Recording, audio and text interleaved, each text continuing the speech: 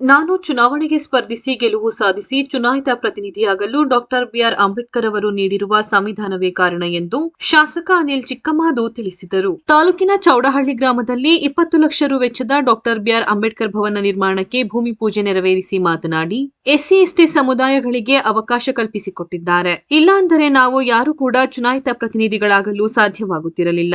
ಅಂತಹ ಶ್ರೇಷ್ಠ ಸಂವಿಧಾನವನ್ನು ಭಾರತಕ್ಕೆ ನೀಡಿರುವ ಏಕೈಕ ವ್ಯಕ್ತಿ ಬಿಆರ್ ಅಂಬೇಡ್ಕರ್ ಅವರು. ನಿಮ್ಮ ಗ್ರಾಮದಲ್ಲಿ ಮೊದಲಿನಿಂದಲೂ ಅಂಬೇಡ್ಕರ್ ಭವನ ನಿರ್ಮಾಣಕ್ಕೆ ಬೇಡಿಕೆ ಇತ್ತು. ಅದರಂತೆ 20 ಲಕ್ಷ ರು ವೆಚ್ಚದಲ್ಲಿ ನಿರ್ಮಾಣವಾಗುತ್ತಿದೆ. ಮತ್ತಷ್ಟು ಹೆಚ್ಚು ಅನುದಾನ ನೀಡಿ ಸುಂದರ ಭವನ ನಿರ್ಮಾಣ ಮಾಡಲು ಪ್ರಾಮಾಣಿಕ ಪ್ರಯತ್ನ ಮಾಡುತ್ತೇನೆ. ಹಾಗೂ ಗ್ರಾಮದ ಕೆರೆ ಏರಿ ಬ್ಯಾರಿಕೇಡ್ ನಿರ್ಮಾಣಕ್ಕೆ 8 ಲಕ್ಷ ರುಗಳನ್ನು ಬಿಡುಗಡೆ ಮಾಡಿದ್ದು, ಗ್ರಾಮದ ರಸ್ತೆ ಹಾಗೂ ಬಸ್ ಸೌಲಭ್ಯವನ್ನು ಮಾಡಲಾಗುವುದೆಂದು ತಿಳಿಸಿದರು. ನಂತರ ವಕೀಲ ಚೌಡಹಳ್ಳಿ ಜವರಯ್ಯ ಮಾತನಾಡಿದರು. ಈ ವೇಳೆ ಗ್ರಾಮದ ಯಜಮಾನರು, ಮುಖಂಡರು, ಗ್ರಾಮಸ್ಥರು ಹಾಗೂ ಅಧಿಕಾರಿಗಳು ಉಪಸ್ಥಿತರಿದ್ದರು.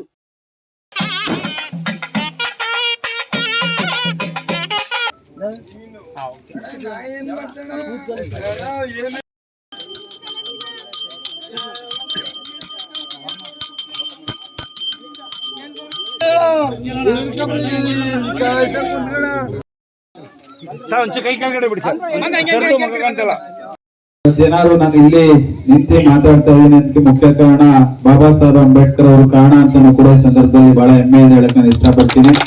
ಯಾಕಂದ್ರೆ ಸಂವಿಧಾನ ಅಡಿಯಲ್ಲಿ ಅಂಬೇಡ್ಕರ್ ಅವರು ಈ ಒಂದು ಸಮುದಾಯಗಳಿಗೆ, ಎಸ್ಸಿ ಎಸ್ಟಿ ಸಮುದಾಯಗಳಿಗೆ ಅವಕಾಶ ಕಲ್ಪಿಸಿಕೊಟ್ಟಿರಲಿಲ್ಲ ಅಂದ್ರೆ ನಾವ್ ಯಾರು ಕೂಡ ಗ್ರಾಮ ಪಂಚಾಯತಿ ಸದಸ್ಯರಾಗಿರ್ಲಿ, ತಾಲೂಕ್ ಪಂಚಾಯತಿ ಸದಸ್ಯರಾಗಿರ್ಲಿ, ಜಿಲ್ಲಾ ಪಂಚಾಯತಿ ಸದಸ್ಯರಿಗೆ, ಶಾಸಕರಾಗ್ಲಿ ಯಾವುದು ಕೂಡ ನಮ್ಗೆ ಅವಕಾಶ ಸಿಗ್ತಿರ್ಲಿಲ್ಲ. ಅಂತ ಒಂದು ಶ್ರೇಷ್ಠವಾದಂತ ಭಾರತ ದೇಶಕ್ಕೆ ಒಂದು ಶ್ರೇಷ್ಠವಾದ ಸಂವಿಧಾನವನ್ನ ಬರ್ಕೊಟ್ಟಂತ ಏಕೈಕ ವ್ಯಕ್ತಿ ಅದು ಯಾರಿದ್ರೆ ಬಾಬಾ ಸಾಹೇಬ್ ಅಂಬೇಡ್ಕರ್ ಅವರು.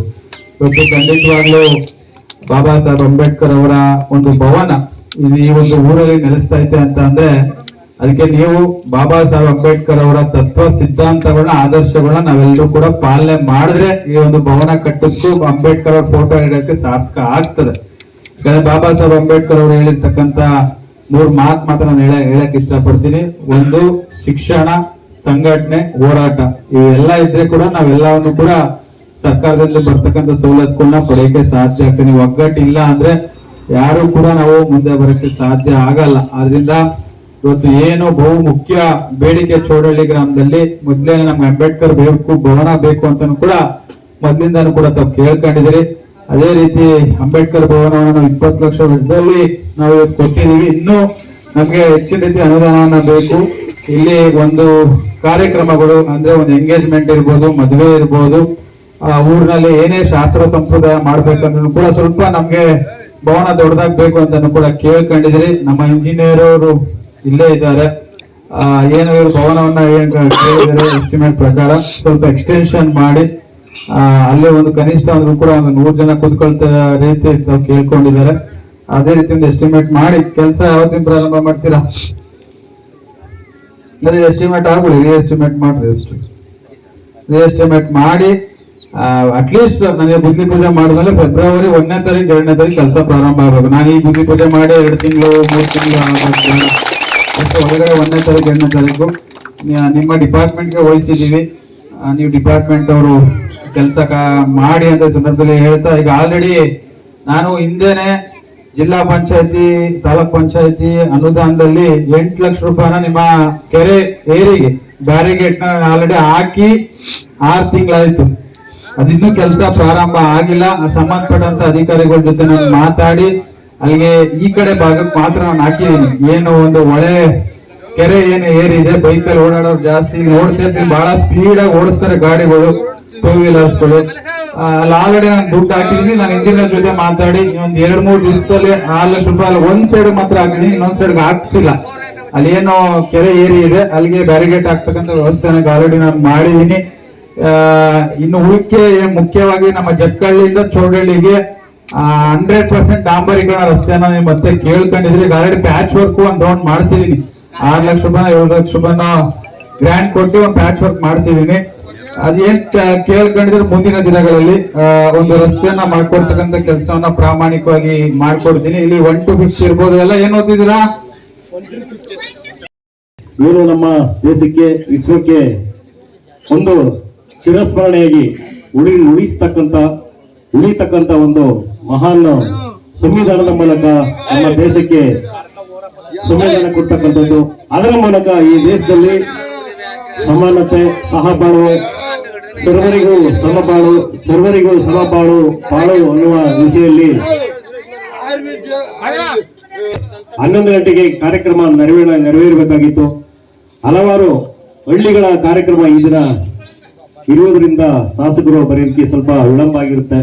ಹಾಗಾಗಿ ಈ ಸಂದರ್ಭದಲ್ಲಿ ನಾವೆಲ್ಲರೂ ಸಹ ಏನು ಇಲ್ಲಿವರೆಗೆ ಯಾವ ರೀತಿ ಸಹಕಾರ ಕೊಟ್ಟಿದ್ದಾರೆ, ಬಾಬಾ ಸಾಹೇಬ್ ಅಂಬೇಡ್ಕರ್ ಅವರ ಭವನದ ಗುದ್ದಲಿ ಪೂಜೆ ಕಾರ್ಯಕ್ರಮದಲ್ಲಿ ನಾವೆಲ್ಲರೂ ಹೇಗೆ ಸಹಕಾರ ಕೊಟ್ಟಿದ್ದಾರೆ, ಇನ್ನು ಮುಂದೆಯೂ ಸಹ ನಮ್ಮ ಗ್ರಾಮದ ಅಭಿವೃದ್ಧಿಗಾಗಿ ಅದು ರಸ್ತೆ ಇದೆ, ರಸ್ತೆಗಳು ತುಂಬಾ ಕಲುಷಿತಗೊಂಡಿರ್ತಕ್ಕಂಥದ್ದು, ಮತ್ತೆ ರೈತ ಸಂಪರ್ಕ ರಸ್ತೆಗಳು, ಹಾಗೆ ನಮ್ಮ ಕೋಟೆಗೆ ಹೋಗ್ತಕ್ಕಂಥ ಜಕ್ಕಳಿಯಿಂದ ಚೌಡಳ್ಳಿವರೆಗೆ ರಸ್ತೆ, ಹಾಗೆ ಬೋಳ್ನಕಟ್ಟೆ ಕೆರೆ ತುಂಬಾ ಶಿಥಿಲಾವಸ್ಥೆಯಾಗ್ಬಿಟ್ಟಿದೆ.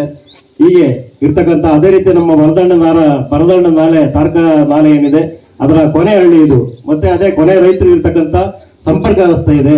ಹಾಗಾಗಿ ಈ ನಮ್ಮ ಗ್ರಾಮಕ್ಕೆ ಬೇಕಾದಂತ ಇನ್ನೂ ಹಲವಾರು ಸಮಸ್ಯೆಗಳು ಇರೋದ್ರಿಂದ ಅವೆಲ್ಲವನ್ನ ದೃಷ್ಟಿಕೋನದಲ್ಲಿ ಇಟ್ಕೊಂಡು ಶಾಸಕರನ್ನ ಕರೀಲೇಬೇಕು ಅನ್ನೋ ದಿಶೆಯಲ್ಲಿ ತಮ್ಮೆಲ್ಲರ ಒಂದು ನಿರೀಕ್ಷೆಯಂತೆ ಇವತ್ತು ಕಾರ್ಯಕ್ರಮ ಬಾಬಾ ಸಾಹೇಬ್ ಅಂಬೇಡ್ಕರ್ ಅವರ ಸಮುದಾಯ ಭವನದ ಗುದ್ದಲಿ ಪೂಜೆ ನೆರವೇರಿಸಿದ್ದಾರೆ ಶಾಸಕರು. ಹಾಗಾಗಿ ಏನು ನಮ್ಮ ಗ್ರಾಮದ ಮುಖ್ಯವಾದ ಬೇಡಿಕೆಗಳೇನಿದೆ ಅವೆಲ್ಲವನ್ನು ಸಹ ಅವರ ಮೂಲಕ ಪ್ರೀತಿ, ಮೈತ್ರಿ, ವಿಶ್ವಾಸದಿಂದ ನಾವೆಲ್ಲರೂ ಸಹ ಅವರ ವಿಶ್ವಾಸ ತಕೊಂಡು ನಮ್ಮ ಗ್ರಾಮಕ್ಕೆ ಬೇಕಾದಂತ ಅಭಿವೃದ್ಧಿ ಅನುದಾನಗಳನ್ನ ಹೆಚ್ಚಿನದಾಗಿ ಈಗ 20 ಲಕ್ಷ ರೂಪಾಯಿ ಸಮಾಜ ಕಲ್ಯಾಣ ಇಲಾಖೆಯಿಂದ ಮಂಜೂರಾಗಿದೆ. ಅದೇ ರೀತಿ ಇದು ಮಿನಿಮಮ್ 20-30ಕ್ಕೆ ಅಂತೇಳಿ ಭವನ ಕಟ್ಟೋದಕ್ಕೆ ಇದು ಸಾಲಲ್ಲ. ನಾವು ಹೆಚ್ಚು ಕಡಿಮೆ 120 ಕುಟುಂಬಗಳಿದೆ, ಒಂದು 400 ಜನಸಂಖ್ಯೆ ಇರೋದ್ರಿಂದ 450 ಜನಸಂಖ್ಯೆ ಇರೋದ್ರಿಂದ ಕನಿಷ್ಠ ಒಂದು ಒಳಾಂಗಣದಲ್ಲಿ 100 ಜನ ಕುತ್ಕೊಳ್ಳಂಗೆ ಒಂದು ಒಳಾಂಗಣ ಅದು ಹಾಲ್ ಬೇಕಾಗುತ್ತೆ. ಹಾಗಾಗಿ ಹೆಚ್ಚಿನ ಅನುದಾನವನ್ನ ಕೊಟ್ಟು ಬಾಬಾ ಸಾಹೇಬ್ ಅಂಬೇಡ್ಕರ್ ಅವರ ಭವನವನ್ನ ನಿರ್ಮಾಣ ಮಾಡಲಿಕ್ಕೆ ಹೆಚ್ಚಿನ ಅನುದಾನವನ್ನ ಸಂಬಂಧಪಟ್ಟಂತ ನಮ್ಮ ಸಮಾಜ ಕಲ್ಯಾಣ ಇಲಾಖೆಯ ಮಂತ್ರಿಗಳು ಹಾಗೆ ಜಿಲ್ಲಾ ಉಸ್ತುವಾರಿ ಸಚಿವರು ಮಾದೇಪುರ ಅವರಿಗೆ ತಾವು ಕೂಡ ಸಂಪರ್ಕ ಮಾಡಿ, ಅದೇ ರೀತಿ ಇನ್ನುಳಿತಕ್ಕಂಥ ಸ್ನೇಹಿತರುಗಳು, ಅಕ್ಕಪಕ್ಕದ